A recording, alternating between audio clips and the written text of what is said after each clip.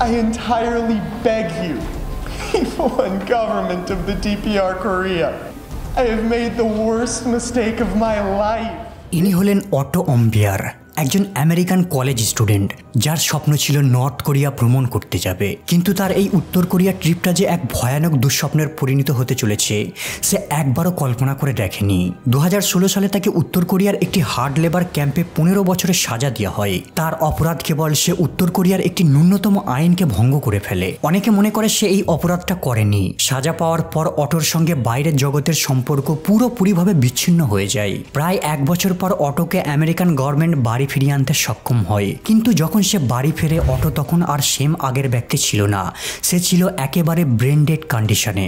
তার হাত আর পা খুবই বাজেভাবে বাঁকা ছিল। তার নিচের দাঁতগুলো আঁকা বাঁকা ছিল, যেন কেউ প্লেয়ার দিয়ে তার দাঁতগুলোকে রিঅ্যারেঞ্জ করে দিয়েছে। কিন্তু দুঃখের বিষয়, অটো উত্তর কোরিয়া থেকে বাড়ি ফেরার 1 সপ্তাহের মধ্যেই মারা যায়। এদিকে উত্তর কোরিয়ার অথরিটিরা জানায় অটোর মৃত্যুর জন্য তারা কোনোভাবেই দায়ী নয়। তারা দাবি করে যে অতিরিক্ত ঘুমের ওষুধ খাবার জন্য তার মধ্যে এমন ভয়ানক রিয়াকশন দেখা দিয়েছে। কিন্তু মার্কিন যুক্তরাষ্ট্র অস্বীকার করে। তারা জানায় উত্তর কোরিয়ার সরকার তাকে অমানবিক উপায়ে প্রচণ্ড টর্চার করে, যার ফলে অটোর মৃত্যু হয়। যদি উত্তর কোরিয়ার মানব অধিকার লঙ্ঘনের ইতিহাসের দিকে তাকানো যায় তাহলে কোনো সন্দেহ নেই যে অটোকে তারা খুব বাজেভাবে ট্রিট করে। যারা এই উন্মুক্ত জেল থেকে বেঁচে ফিরে আসে তাদের মতে এখানের গার্ডেরা কারণ ছাড়াই টর্চার করে, এমনকি তাদেরকে পর্যাপ্ত খাবারও খেতে দেওয়া হয় না। আসামিরা ক্ষুধার জ্বালায় জীবন্ত পোকা পর্যন্ত খেয়ে ফেলে, আর এক্সট্রিম কেসে তো তাদেরকে পাবলিকের সামনে হত্যা করে দেওয়া হয়। আজকের ভিডিওতে জানবো উত্তর কোরিয়া থাকাকালীন অটোর সঙ্গে সেখানে কি ঘটেছিল। অটো আম্বিয়ার 12 ডিসেম্বর 1994 সালে সিনসিনাটি ওহাওয়ায় জন্মগ্রহণ করে। 2013 সালে ইয়মিং হাই স্কুল থেকে গ্র্যাজুয়েশন করার পর অটো ইউনিভার্সিটি অফ ভার্জিনিয়ায় এনরোল করে, আর সে কমার্স ইকোনমি নিয়ে পড়া শুরু করে। তার স্বপ্ন ছিল সে ফিউচারে একজন ব্যাংকার হবে। 2016 সালে সে তার ফাইনাল সেমিস্টার সম্পূর্ণ করার জন্য হংকংয়ে যায়, আর এখানে আসার পর সে ঠিক করে কাজের ব্যস্ততায় জড়িয়ে পড়ার পূর্বে একবার তার বিদেশ ভ্রমণ করে নেওয়া উচিত। যদিও সে এর পূর্বে ইসরায়েল, কিউবা, ইকুয়েডর আর অনেকগুলো ইউরোপিয়ান দেশ ট্যুর করে আসে, এবার সে ঠিক করে নর্থ কোরিয়ায় ভ্রমণ করতে যাবে।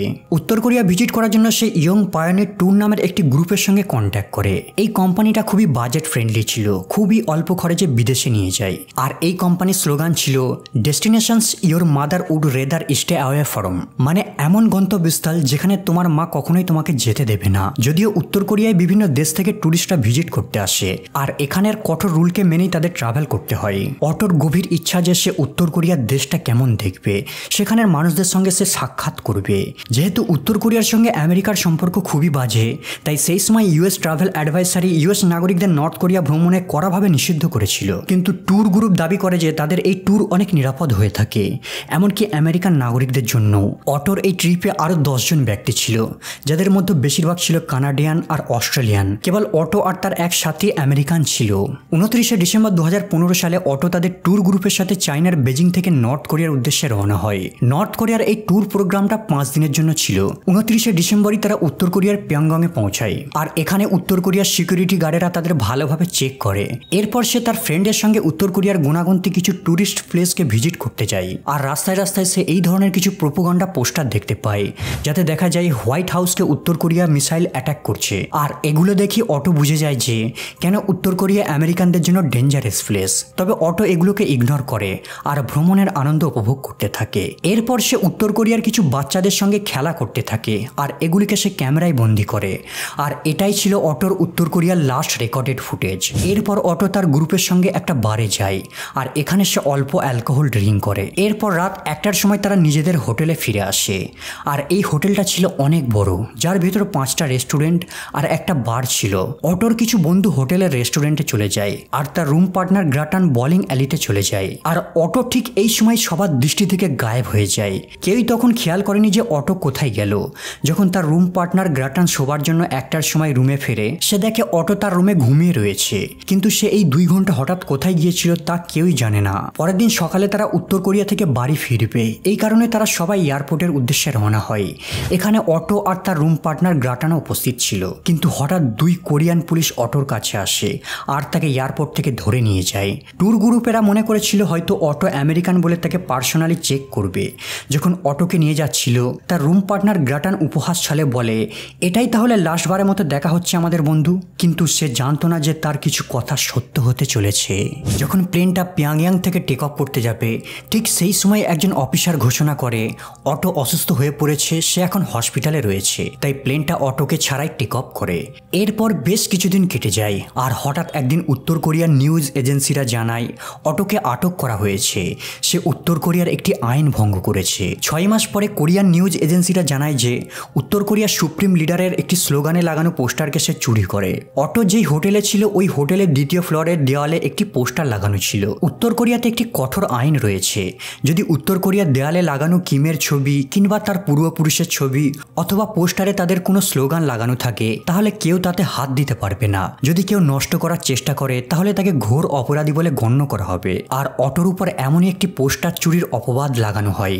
উত্তর কোরিয়ার নিউজ এজেন্সি 29 ফেব্রুয়ারি 2016 সালে একটি কনফারেন্স রিলিজ করে যাতে দেখা যায় অটো নিজে তার দোষকে স্বীকার করছে আর সে চিৎকার করে উত্তর কোরিয়ান গভর্নমেন্টের থেকে ক্ষমা ভিক্ষা চাইছে।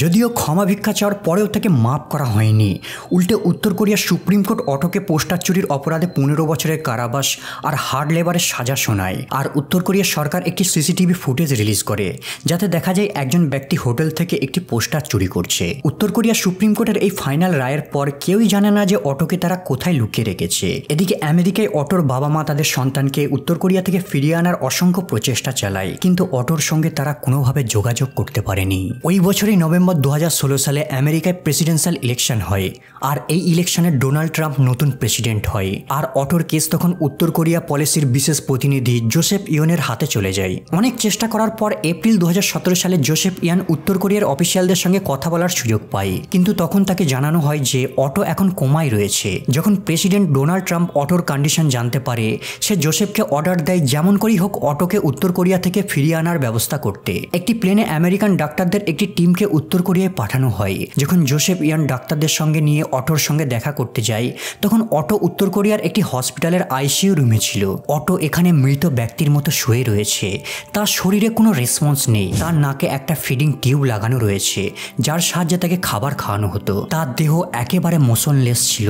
নর্থ কোরিয়ার ডাক্তাররা জানায় অটো তো 1 বছর ধরে এই হসপিটালে ভর্তি রয়েছে। তারা অনেকগুলি ব্রেন স্ক্যানের চার্ট দেখায় যা দেখে মনে হচ্ছিল অটোর ব্রেনে গভীর ড্যামেজ হয়েছে, যার কারণে সে পার্মানেন্ট কোমায় চলে যায়। এখন কেবল তার শ্বাসটুকুই চালু রয়েছে। এরপর জোসেফ উত্তর কোরিয়ার সরকারের সঙ্গে অনেক নেগোশিয়েট করে আর ফাইনালি অটোকে আমেরিকায় ফিরিয়ে আনতে সক্ষম হয়। 13 জুন 2017 সালে অটোকে নর্থ কোরিয়া থেকে প্লেনে করে আমেরিকায় তার বাড়ি ফিরিয়ে আনা হয়। প্রথমে তার বাবা মা অটোকে বাড়িতে আসতে দেখে খুবই খুশি হয়, কিন্তু যখন তারা দেখে অটোর মধ্যে কোনো রকম সারা শব্দ নেই তারা রীতিমতো চমকে ওঠে। তারা অপবাদ দেয় যে উত্তর কোরিয়ার জেলে অমানবিক উপায়ে টর্চারের কারণে অটোর এমন অচেতন কন্ডিশন হয়েছে। ডাক্তারদের মতে তার ব্রেনে পর্যাপ্ত অক্সিজেন না যাওয়ায় ব্রেনে ড্যামেজ দেখা দিয়েছে।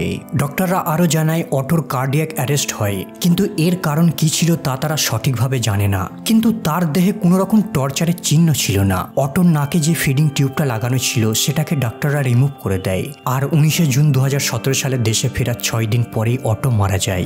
এই ঘটনার পর 2023 সালে একজন উত্তর কোরিয়ার বন্দী নাগরিক জেল থেকে পালিয়ে আমেরিকায় চলে আসে আর সে একটি ইন্টারভিউতে জানায় উত্তর কোরিয়াতে বন্দী আসামিদের জন্য একটি ফেমাস টর্চারের পদ্ধতি রয়েছে যার নাম ওয়াটার বোর্ডিং। এই পদ্ধতিতে অপরাধী সম্পূর্ণ মুখ আর নাককে একটি কাপড় দিয়ে কভার করে ফেলা হয় আর এরপর তাকে একটি টেবিলের উপর চিৎ করে শোয়ানো হয় আর এরপর তার মুখের উপর একটি পাত্র দিয়ে ধীরে ধীরে জল ঢালা হয়। আসামের তখন জলে ডোবার মতো কষ্ট অনুভব হতে থাকে। এই টর্চারটা খুবই বেদনাদায়ক হয়ে থাকে আর ব্যক্তির শ্বাস নিতে খুবই সমস্যা হয়। নর্মালি থেমে থেমে জল ঢালা হয় যাতে সে কিছুটা শ্বাস নিতে পারে, কিন্তু যদি কন্টিনিউ জল ঢালা হয় তাহলে লাংস ব্রেন ভারী মাত্রায় ড্যামেজ হয়ে যায় আর কিছু কেসে তো ভিকটিমের ইমিডিয়েটলি মৃত্যু পর্যন্ত হয়ে যায়। এক্সপার্টদের মতো অটোর উপরেও উত্তর কোরিয়ার সরকার এই মেথডের টর্চারটাকে অ্যাপ্লাই করেছিল আর এই কারণে পর্যাপ্ত অক্সিজেনের অভাবে তার ব্রেন ড্যামেজ হয়ে যায়।